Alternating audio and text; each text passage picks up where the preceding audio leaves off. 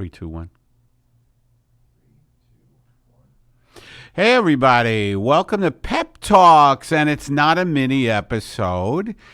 It is, we're back, basically. Steve Lolli, my illustrious partner here, my illustrious co-host, sidekick, whatever you want to call Steve. He is in Florida, and he's going to be calling in. So we'll talk to Steve and see how his trip is going. By the way, I don't have, so Steve is calling in, and we're going to have a lot of in-studio guests coming up. So you're in luck that there's going to be just a lot of pretty cool people coming through here. That's one of the things that we wanted to get straight, revamping the podcast a little. We hadn't been doing interviews. So, of course, I said, why don't I come in today, and there's nobody here. And that's what you get with my podcast. I'm here today with Aaron Brungardt. Aaron, how are you, buddy? I am very well, Eddie. You're very well. Yeah. Now, do you hear how even-keeled Aaron is? That is the voice of an engineer, whereas I'm sure you can sense this, there's a tremendous amount of angst, self-doubt, insight. With Aaron, it's very like, hey, I'm doing fine. Are you really doing fine? Yeah, I think so. I hope so.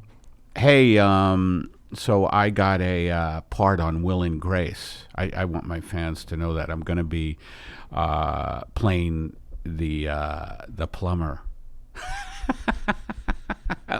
I'm playing the plumber. I'm starting to film tomorrow. So just look for that. I rail against corporate power constantly.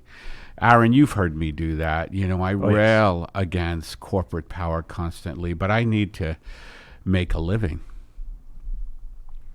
Aaron? Yeah. I've been watching Barry. Been catching up on Barry on HBO. How is that? It's great. Is it really? It's great. I thought the premise was very contrived. Yeah, you don't think it'll work, but it really does. It does, huh? Yeah, and one of the episodes in season 2 is maybe the funniest thing I've seen all year. Really? Yeah. Okay. Well, now you got me. Here's the thing, though, and I think people. I have so many books to read. I wanna read more. I get sucked into fucking Netflix. I get sucked in to HBO. It's like I just feel like there's so many shows. Do you know what I recently started rewatching, Aaron? What was that? The Sopranos. I started. Oh boy. And that's a whole fucking thing. You know what I mean? I only watched like 10 minutes of it. I've watched it, of course, before, and I was like, oh man, do I want to watch this whole thing again and never get to all these books, And one thing I've been, we're going to have Steve calling in about 8 minutes. But one thing I have been realizing is that my head, I don't know how you are with this, Aaron, but my head is too full of news information, just images in general. You know what I mean? Mm-hmm. And when I read, I kind of put that aside. And me and you are both sports fans, and I also get into sports, and it's like it's a never-ending consumeristic thing. Like you just keep chasing it. I think it's chasing a high. Do you know what I mean? Like, yeah, totally. And I'm the same way with podcasts too. Even outside of here, I'm still listening. Oh, you're kidding! It's because insane. Now that's pretty crazy. Yeah. By the way, because you hear so many. You would think you hear enough podcasts live. Oh, I do. By the way, I just remembered though the reason I brought up Barry was because there's a character on the show who's going through the same thing where she's like, I want to be an artist, and then they almost cast her in a really like kind of a dumb corporate TV show, and I'm just like, take that fucking money, do it. Yeah, yeah, yeah, yeah. I won't do commercials, but I will obviously do television, because it's always interesting too, like to be on a set and quote unquote with big stars and like hold your own, and it's like nerve wracking, and you have to do it, and Yeah. you always kind of grow as an. It's always interesting too to get in front of the camera and see, how well I act. Well, that's what I say to the character too on the show is like, take that gig, even though it's not ideal and it's not artsy and whatever, but it'll lead to something else and you'll learn something. And it's just so short-sighted to be like, oh, it's not art. Well, right. What is? Yeah, I mean, it's rare when a great show. I mean, there are some great shows now, but it's rare when a great show that really is having some social significance comes on the air. You know what I mean? Like real heavy duty social significance. I'm trying to write one, but when you go to pitch shows like that to the Hollywood powers that be, they want like you ever check out what's going, like if you go through FX, man, it's just a lot of violence, a lot of sex. I mean, it's always been that, sex and violence. And the shows I pitch, there's very little sex. I don't even like flirting on these shows. You know what I mean? I don't like, I don't like I like to have sexual tension on my shows that I pitch, but I don't want to, have this crazy sexual shit that goes on in most shows. I just feel like it's gratuitous. Mm-hmm. You can't like flirt at a protest? That's funny. I do. Yes, I do. So let's see. So I just want to talk briefly a little sports with you. Your Cardinals, St. Louis Cardinals. Yep. First what place. happened to them? How did they completely overtake the Cubs? And yeah, that is the number one question, I think. I know we just started playing well, but you'd think they would have wrapped this division up as bad as we were for 2 months. Yeah, but they've been so up and down. I think they're on an upswing now. The Chicago Cubs, right? I don't know. They just lost their shortstop Baez, and Russell got hit in the head. So now they brought up their rookie from Double-A, and who knows? Mm-hmm. And the reason I bring up baseball is that baseball is so much like life. Like what you just heard was that the Cubs starting shortstop, was lost for the season. And that's like if you get into a car accident, you know what I mean? Like if you're driving around doing errands for your family, you get into a car accident, that's like losing your shortstop. Well, they literally lost Ben Zobrist due to divorce. Like he left the team for almost the full season. He's back now, but due to divorce? Yeah, his wife announced on like Instagram that she was divorcing him, and he left the team for months. Why? He was so crushed? I have no idea. What to save it. I don't know. Did he save his marriage? Or? I don't know. Now that's wild that you bring that up, but you have no facts. You don't know. I mean, because it's mostly private. Like it's not even on. It's not available. Well, that's ridiculous that it's private. I mean, a man and a woman's marriage, if you're a celebrity, should be very public. And there should be nothing private in a celebrity's life. We should all have access to Ben Zobrist's marriage, which is kind of crazy to say. What else? What else is going on? I want to.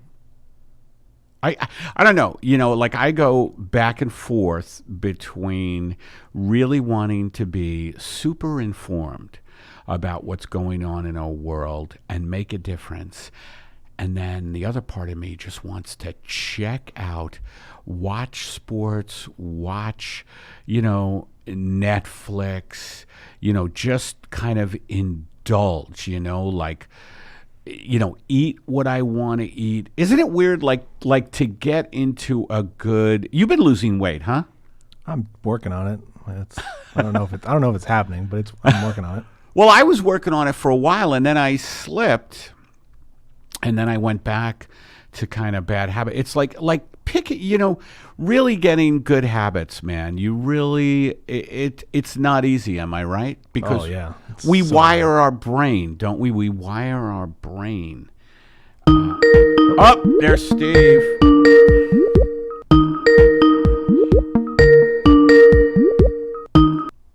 Hello. Hey. Hey, say hello to everybody here in Pep Talk Land. Hey, everybody. I miss you.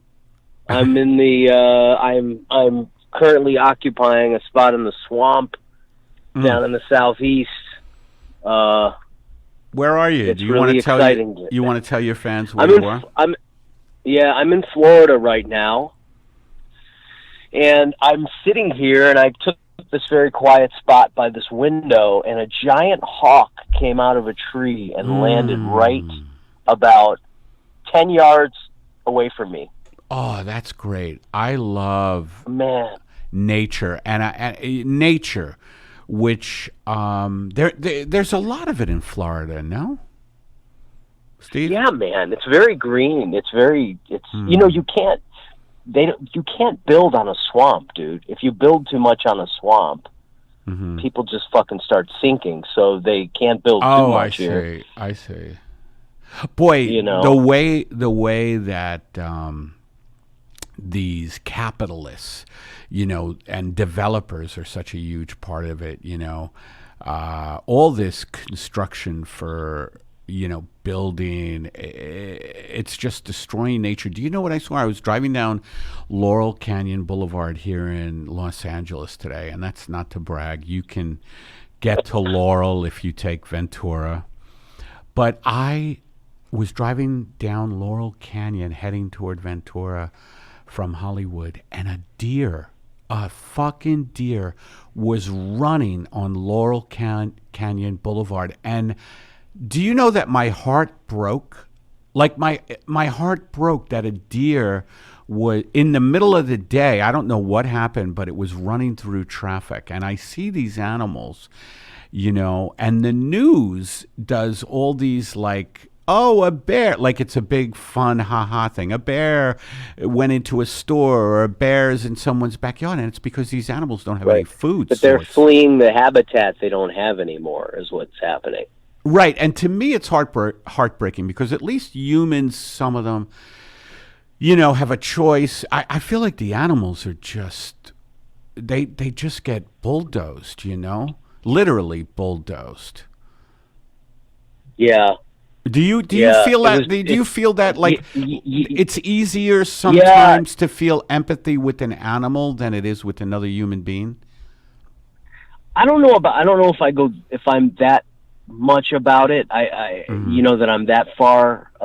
I mean, it's probably 50-50 for me. But when that hawk came out of that tree, I'm just sitting there, and the hawk landed on the ground, and Eddie, it's just sitting there, and it's looking around, and it's not intimidated. It's not afraid of anything. It's just kind of chilling and sitting there and kind of walking around and looking at me, and I'm going, man, that is such a beautiful thing to see. And it just sort of makes your day. It's, Yes, and people don't seem, I don't know, they don't seem to realize that nature is really, it's really all we have, trees, animals, beautiful animals and birds, Do you mind if I break into... I was just going to break into a song. I was just going to break into a song for a minute about the animals and that fact that people don't care. Are you ready? You can listen. Yeah, I just want you to hear this because I know this song. You do? Okay. I do. All right. There's a forest that's being bulldozed by some billionaire. There's a forest being bulldozed by a billionaire. As Satan rises up, America and the globe are losing its lungs. Its lungs of the earth are trees in the Amazon. But we have our Netflix queues. We have our Netflix queues. Why would anyone care about the animals when Peaky Blinders has 5 seasons? Peaky Blinders has 5 seasons. Tommy! Anyway, it goes on like that. But what were you going to... Now, are you staying in a house, Steve, or a hotel right now? I am staying in a like a condo, a comedy condo.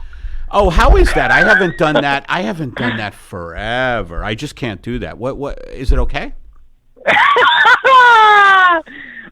This particular one is okay. This is the first one I've stayed in here. First, I was in, I landed in Louisiana, then I was in a hotel, and then I drove to Florida, and I was with my sister at her house. So I've been different places, Right, even one night I stayed in the house of the promoter of the show that I did.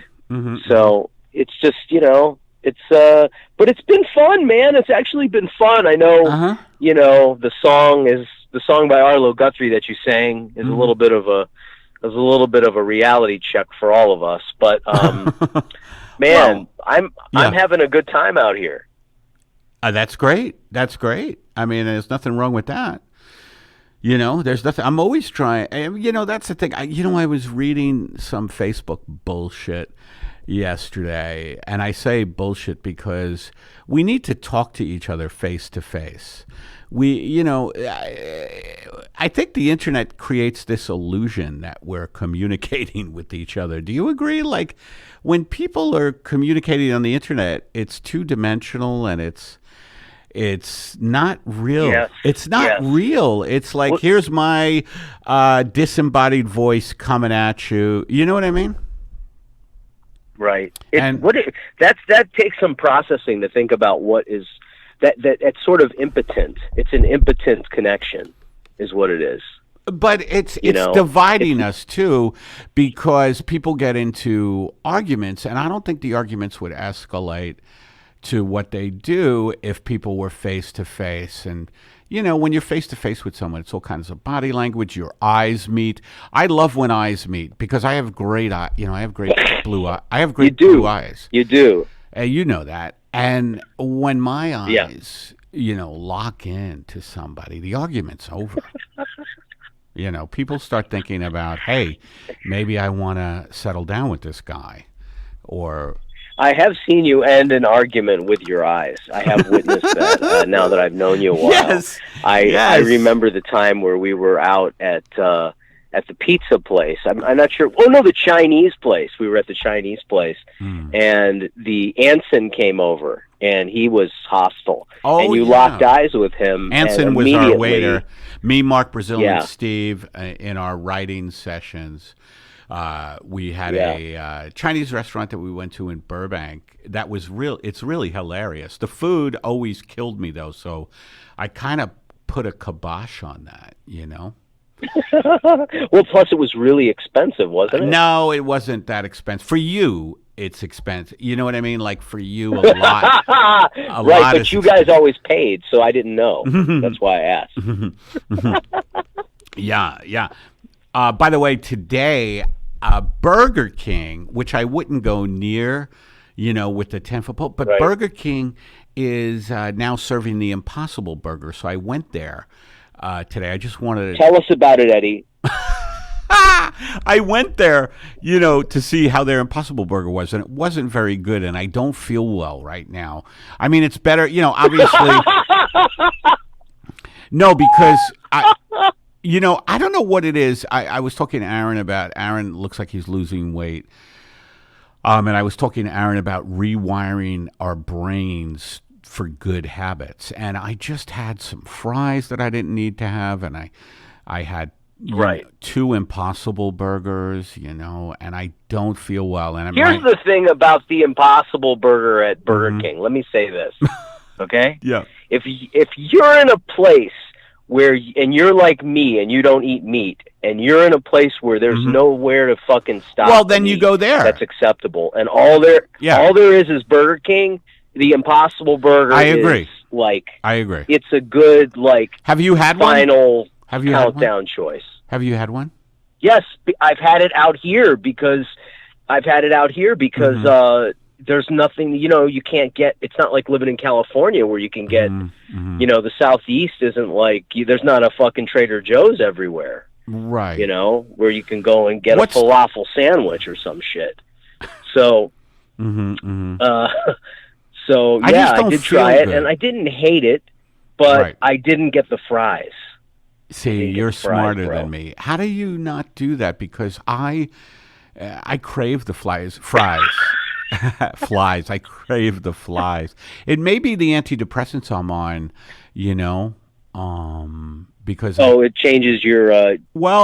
They say you could crave carbs, and I'm like, great. I'm thinking about this shit lately, going, if these fucking antidepressants are making me crave carbs, I'm like, that fucking sucks, I went on them because I really felt like I needed to. I was crying, at the worst times. Like I would all of a sudden break out to tears, let's say at my dentist, a cleaning, just getting a cleaning and just break out sobbing. And what about would you cry when you watch Downton Abbey? Downton Abbey, not Downtown Abbey, Downton. Get that right, because Downton Abbey. Really? Downton, not Downtown Abbey. I'll never I don't watch like it. If people. That's really the title of it. I'll never watch it. That is Downton. If you haven't watched it by now, you're really not in the loop. And, everything becomes. It's, what it is, Downton Abbey? It's hilarious because this is another contradiction in me, the so-called, revolutionary. And I read, you know what? I'm the type of guy, and this is really fucking true. I will watch Downton Abbey, and then I will read Chris Hedges' Farewell to America. Yeah. You know what I mean? You know what? Oh no, America, the farewell tour. You have a streak of a curator in you, Eddie. I love that. Curator streak in you, buddy. I hate to break it to you. If you're watching that shit. We love that. Do you mind if I read an ad while you're on the phone? You have time, by the way? No. You could. Yeah, go ahead. Okay, so this ad, you know the ad, Steve. We still haven't gotten paid for a lot of them. Well, for 100%. We're about to. All right, this one's Gray Meat Farms. Gray Meat Farms. And here we go. You may not know this, but I'm a vegan. I was just talking to Steve about the Impossible Burger. By the way, if you are vegan and you go to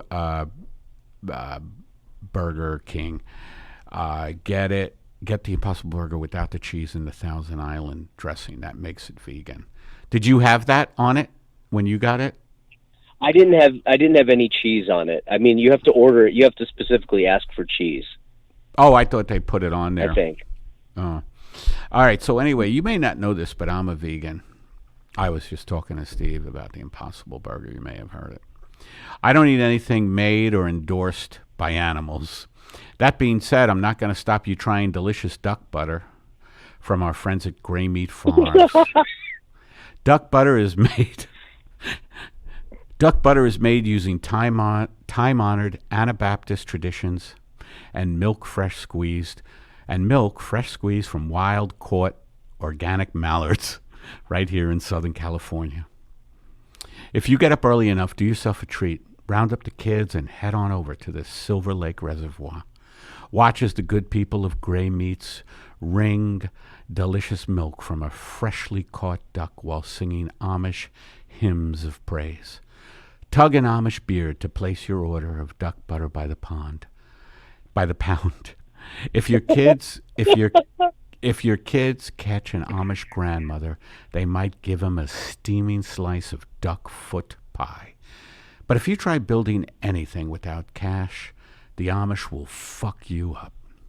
No, but if you try buying anything without cash, the Amish will fuck you up, as I'm fucking up this copy. Duck milk. Duck milk, now available at Gray Meat Farms, open every morning at the Silver Lake Reservoir from 3 a.m. till when the police kick them out with rubber bullets and tear gas. Gray Meat Farms. All right, that's a good ad, right? And I hope, written by Matt Rasamoto. Yeah. Who I think is going to put butter by the pond.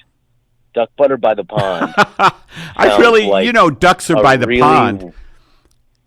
Yeah, but I don't have anything. Yeah. So Matt, I think, is putting out a book of these ads. Is that right? I hope so. Someone should read it. Yes, someone should read it. Should someone read it? Yes, absolutely. Say hello to Aaron, Steve. Hey, Aaron. Hey, buddy. Yeah, 4 fuck games. You and your Cardinals. Oh, buddy. we were just talking. Season is over. We were just talking that. Oh, by the way, Steve, you arrived in Florida, right? No, you were, and you had to go through all that bullshit with Hurricane Dorian, right? There was no fucking Hurricane Dorian. Listen. What are you talking about? It destroyed the Bahamas. It destroyed the northern Bahamas. 2 days after the fucking hurricane, and there was nothing happened, man. I don't think you people in Florida. I don't think you people in Florida take hurricanes seriously. You know that? You have hurricane parties. I'm not one of you people in Florida, but that's right. The ones who are here said they were not affected at all. So no, I know. The weather actually Florida. got better here because of the hurricane. That's kind of fucked up. How? Oh, it made it cooler. Because it made it cooler, and there was more of a breeze, and there was like 20% less humidity in the air for about a week. That's funny. That one segment of the population just got destroyed and obliterated in Bahamas. I know. Oh, and then you guys are like, no, we enjoyed it. I mean, it cooled things off, and it's a crapshoot with these superstorms, huh? The superstorms are there any? Man, it's fucked up to say this. What? It's fucked up to say this, but the weather here was really beautiful during that time. It was stunning. I mean, we'd have sun showers. It was just.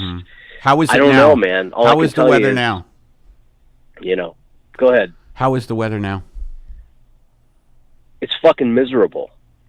It's fucking horrible. It's like the crotch of a tribal elder in a teepee with a heat lodge going. It's just a really rough. Yeah, it's not somewhere you'd want to be, and it's boring because you're stuck inside. You really can't go out anywhere. It's so hot. And I'm not really someone who knows a lot of people here, so I'm not like out and about, and What's the comedy condo like? What's the club you're doing? Where are you going to be tonight? Or tomorrow? Tonight I'm off. Tomorrow through the rest of the weekend I'm in St. Petersburg Beach, which is it's a beautiful place. It's on the west coast of Florida. Last weekend I was all over, but I ended on the east coast of Florida. Wow. And I had a ball, man. I had a great. I was really worried because it was the place last weekend was across from Larry's gun shop, guns and ammo. I mean, this is the place I was last weekend. And by the way, I was like, I don't know how the fuck. And I went up there and I don't know what was going on. Maybe they were the small group of left-wing people in their town. I can't really fucking explain it, but I said straight out left-wing, far, crazy, radical shit, and they cheered and laughed, and I don't know. I got out of there. With my money.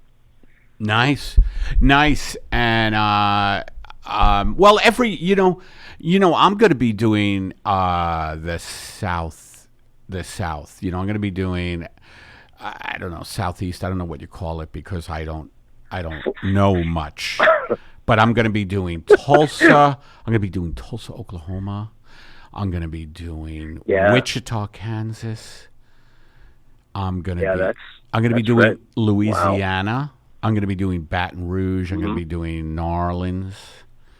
And I'm, and and go to my website, by the way. I have a new website. Have you seen it, Steve? EddiePepitone.com. I did. It's great. Yeah, I just had it redone. Yeah. I had it redone by my website guy, Stig, who's great. And, you see all my tour dates. I'm going out with JT Habersat.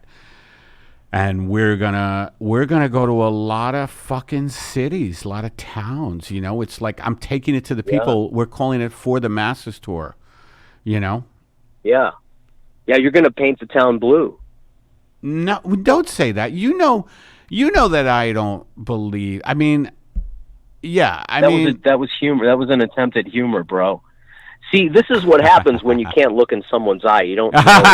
No, I know where you're coming from, but it's like I don't want to be associated with the Democratic Party, even though Bernie Sanders is my guy. What's going on with Sanders lately? You have some time on your hands there in Florida. He just drew out 10,000 people in Denver, Colorado. 10,000 people came to see him speak in Denver. So, but as far as the news media, you'd never know anything was happening. Yes. It's so enraging. Let's just go down this road before we get to the comedy condo that you're in. But it's so enraging that we, the people, have been so fucked over and propagandized by this spineless, shitty media that took a big part in giving us Trump by blacking out Sanders, CNN and MSNBC, Fox, I won't even, we know what side they're on, but CNN and MSNBC, who spends their entire day of programming, covering the Trump circus. Right. And how outraged they are about our loss of democracy. Well, they're the fucking ones who play a big part in the loss of democracy. And, corporations have just capitalism, right?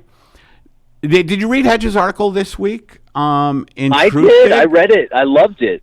It extract capitalism. It does this. Capitalism. The capitalists are afraid. That's correct. Right? That's the name of the article. You could check it out, folks, on truthdig.com. Chris Hedges has a column that comes out every Monday. I'm so into Hedges that I will look at Truthdig. I'm usually up late every night, and that's not to brag that I can't sleep, but I Google Hedges on Monday morning at 3. But capitalism, the whole idea is to maximize profits, right, and cut costs. And that means the people workers who aren't all in on that, by the way, the people who aren't all in on that, the capitalist system removes them and replaces them with people who are. That was the most chilling part of that article to me. What do you mean? Explain that for our audience. So, for instance, the capitalist system is about maximizing profits and reducing costs, and anyone who's in that system, anyone who's a part of that system, if they aren't all in on that, they will be removed from that system and replaced with people who are. The capitalist system will remove the people in those executive positions if they show any empathy for anything, any part of humanity or nature or anything like that. Right. Motherfuckers. It is unbelievable. It is unbelievable. And the universities, academics. They're all part of it. They're the- all in on it, man. because they all just take money. Now, I am doing, by the way, I was talking to Aaron about this before you got on, but I am doing an episode of Will and Grace this week. I got hired. And I know it doesn't jive with my revolutionary thing. You know what I mean? It's like, oh, where is Pepitone, the great revolution? Imagine like a great anarchist, like, I don't know, who's a great anarchist? Where are my anarchist trading cards? What the hell was that? How about Friedrich Nietzsche? Yeah, he's not an anarchist. He was sort of He's a nihilist. a bit of a nihilist, or nihilist, however you say it. But anyway, Bakunin, let's say, Russian anarchist. You know, could you see Bakunin doing Will and Grace? I don't think so, but I am. But Bakunin wasn't funny, Eddie. That's true. That's true. I was very funny in the audition, and they wanted me. I'm going to play the plumber. And I just feel very good about it. I feel very, very good about it because they're giving me a bunch of money, you know, because it's a network show. I'll get residuals. It's for healthcare, and I'm just trying to survive, you know, but I don't, you know, I don't know. Let's go to a call, Stevie. Yeah? We're going to go to a call from Hunter. Do you want me to No, you're good. You're good. Right, Aaron? We could play a call while Steve's on the phone. Yep. Yeah. All right, so here is a call from our man Hunter. Here we go. And by the way, if you crazy kids want to call in, it's 424. You call in and leave a message. 424-262-0904. So 424-262-0904 and leave a message. And here's our man Hunter. Eddie, it's Hunter. Do not, I repeat, do not use a shotgun to destroy your television. I've been learning so much from reruns of old movies and TV shows here in the afterlife. As stunningly shallow and frustratingly moronic as television can be, I found the odd and gleaming nugget of gold in that shit mine. Example, a recent showing of the film Star Trek V features Captain Kirk being offered the chance to release his pain, and thus cleanse his churning soul by a character played by Lawrence Luckinbill, Lucille Ball's son-in-law. Think of it, Eddie. Think of it. Being Lucille Ball's son-in-law and the surrealistic landscape in which he would abide. But back to Kirk. Our hero turns down the offer from this erstwhile messiah. He turns it down, Eddie, and he says, I need my pain. Learn, Eddie, learn. The universe is a school. We need our pain. Hunter out. Man, how great is this guy doing Hunter Thompson for us? How great is that guy? That was pretty great. Do we know who that is? Is it Dan Springer? I don't know. You say it is. I don't know if it is. I'd like to talk to him. Hunter Thompson, that was. And I have another call. You ready for another call? From Sean? Oh yeah, man. From Sean. Here we go.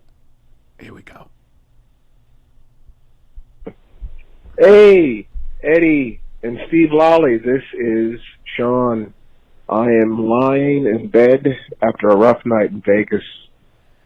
I was listening to your podcast. I space it out. You and David Feldman have the best podcasts on iTunes.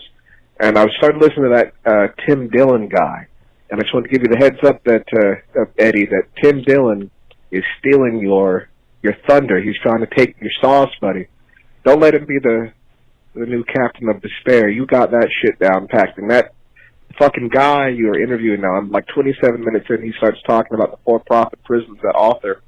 I'm going to definitely check out that book. But yeah, you're keeping me up. Viva Las Vegas. Have a good night. Or day. Or both. God, I got to get some sleep. Boy, Las Vegas. Thank you, Sean, for that call. Las Vegas is not easy, huh? I have not spent much time in Las Vegas, so I don't know. But what do you think? Well, there's a second part to that call.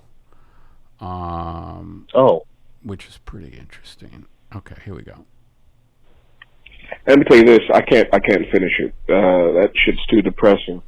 The guy's talking about some homeless woman that he's talking to through the screen, and she's telling him the lifestyle. It's fucking. I'm telling you why Las Vegas, Eddie and Steve, is where you do comedy, because Las Vegas lets you smoke indoors, and we are comedians. I'm a comedian. I went back to college because I'm dumb and I like student debt. I'm not trying to be funny. I actually am. Let me stop. Let me just confess. The girl left fucking spot in my bed. I'm sleeping on the dry side. I'm not going to get any sleep. I got a show tonight. I'm at an open mic. Yeah, God damn it. Anyway, I kind of erased this, kind of. I'm just sitting here talking to a voicemail like a fucking creepy. Well, it's not creepy. You did put it out there. I'm a big fan. He says the weirdo. I'm not a creep. I just am shy, but I like this forum. I used to call C-SPAN early in the morning, Washington Journal, but all the Alex Jones Pizzagate creeps took that over. So now I guess I'm calling voicemails of comedians in L.A. But yeah, man, L.A., Las Vegas is the shit. It's home. It's hot as fuck. It's hot. It's hot at night, which is fucking ridiculous. Where I come from, it gets cool at night. It's better than anything else, though. It really is. I don't know how the fuck you people do it in Los Angeles or New York. And that's what you're getting, a bunch of fucking 13-year-olds who sleep 18 to a room because they think that they're going to be famous. Come do your art. Express yourself. Come to Las Vegas. Good night. I'm not going to bed. I'm going to run a marathon and then do some laundry. Got to wash these sheets. But I'm hanging up now before it gets any more awkward. They should turn that into an ad. Las Vegas should turn that into an ad for the city. That's funny, huh? That was funny. Thanks, Sean. That was funny. It sounded like he was on the verge of losing his mind, but he's also like very coherent. But I was very intrigued about, and he's right about 13 people to a room in Los Angeles because the rents are skyrocketing, homeless population going nuts. By the way, there's so many homeless people and mainstream, just so many homeless people that they're going to start, agents are going to start taking meetings under overpasses. You know what I mean?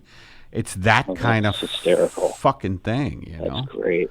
Or in people's cars, people aren't going to be able to afford apartments, and pretty soon agents are going to be like, and even agents who aren't great are going to be like, can you come to my car?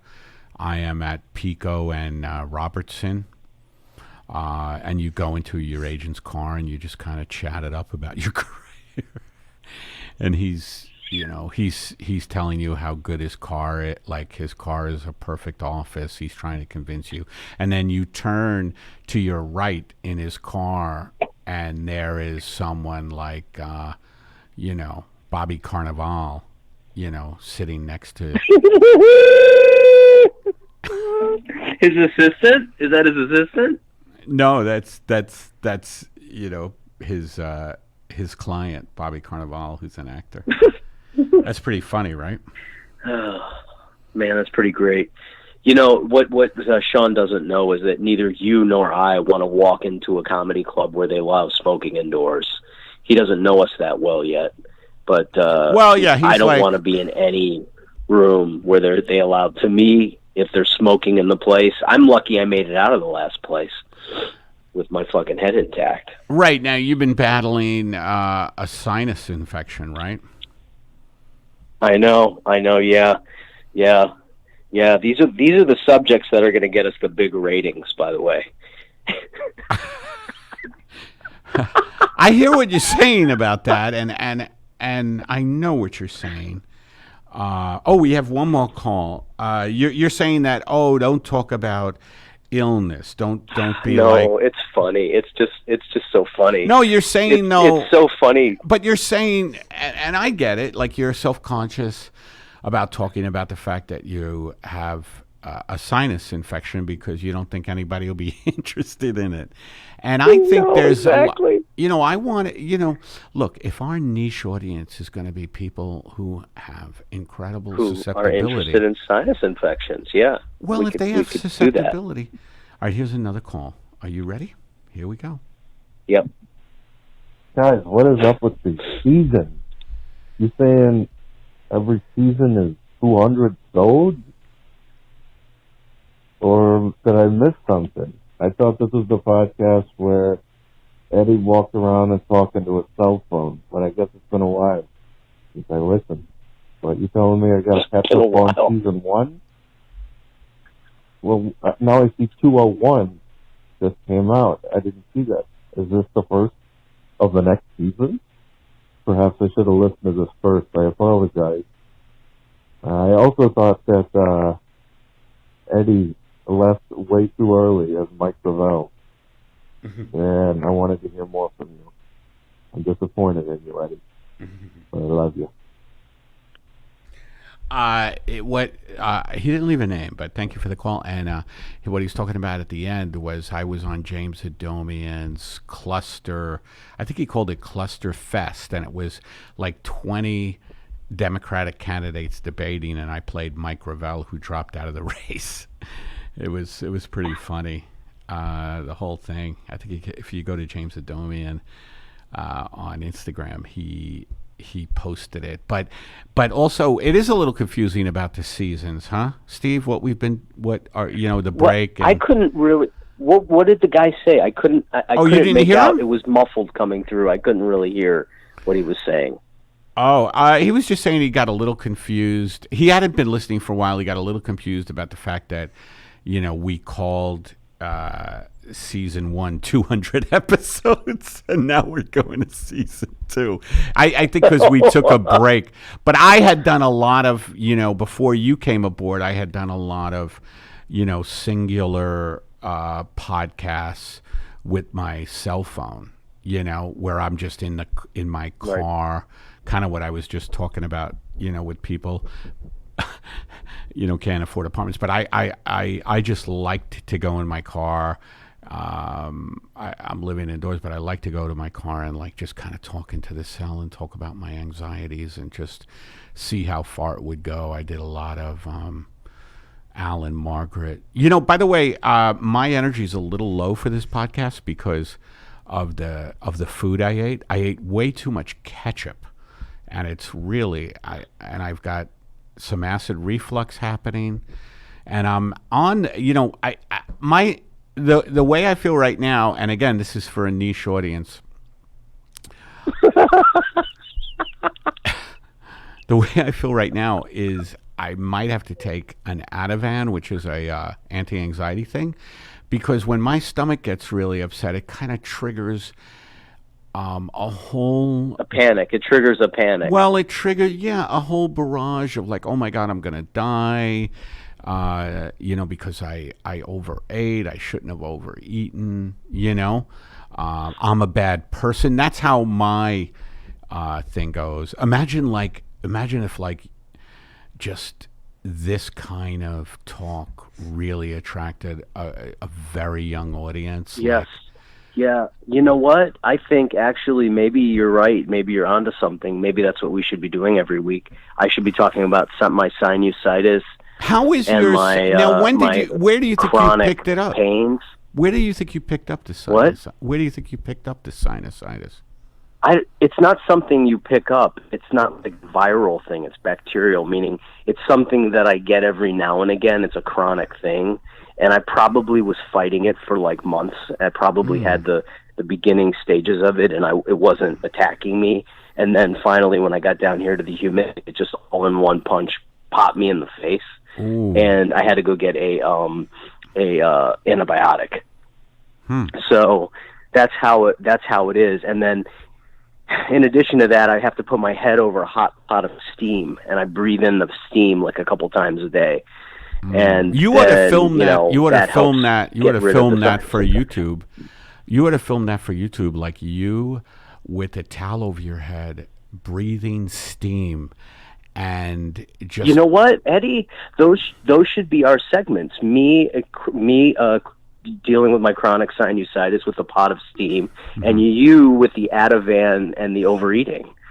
I mean, we could really attract a much more probably large audience with that. You think so? I do. I think that Matt should have thought of that. Yeah, why didn't Matt think of that?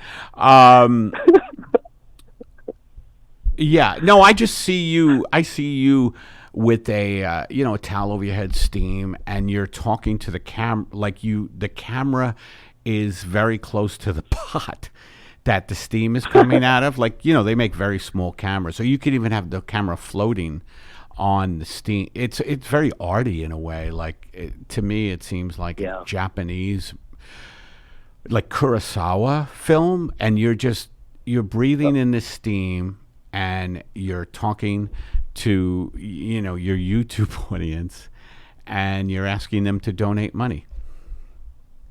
Right. Yeah. Yeah, this is good, Eddie. You could produce this. I mean, you have the mind for this. You seem to really you understand this. Well, I understand the business, and I love the business. I thrive.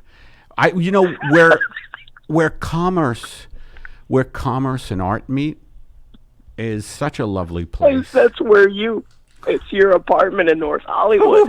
That's where commerce and art meet. Yeah, that's true. All right. Did you hit subscribe yet?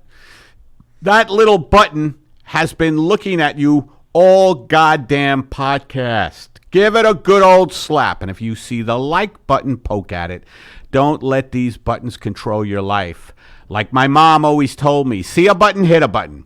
If you are a brave soul, leave us a review on iTunes. I don't know why exactly, but they tell me reviews are important. Pro tip, I'm the only guy who reads these reviews. Write whatever you want. Who cares? Tell me about that pimple right behind your earlobe. Boy, those things hurt. Or tell me about your cats. This review thing is just a way for you to scream something into the void and give it 5 stars. It's like Twitter, but you are the only one who gets to like it. 5 stars. Our engineers, Emma Erdbrink and Aaron Brungardt. Our producer, Matt Rasamoto. Leave a message at 424-262-0904. Email fanmail at peptalkspodcast.com. And donate, peptalkspodcast.com. Steve, thank you. We're going to be, I don't know if you've seen it, but we're going to be having a lot of guests coming in the ensuing months. I'm excited. No, I didn't see it. Who's our next guest? We have a lot. I'm not even going to say it right now, but we have a lot of comedians that Matt is lining up for us, and it should be really fucking cool. So, I was telling the audience at the top of the podcast that that was one reason we took a break to kind of revamp it, and now we're going to have a lot of guests. And then I came in today with nobody, but you called in, so you saved it. So thank you for that. Yeah, it was good to do this.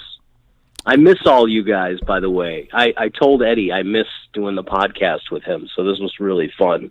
Eddie, thanks for taking my call. Yeah, and visit eddiepepitone.com. Is there anything you want to plug, Steve?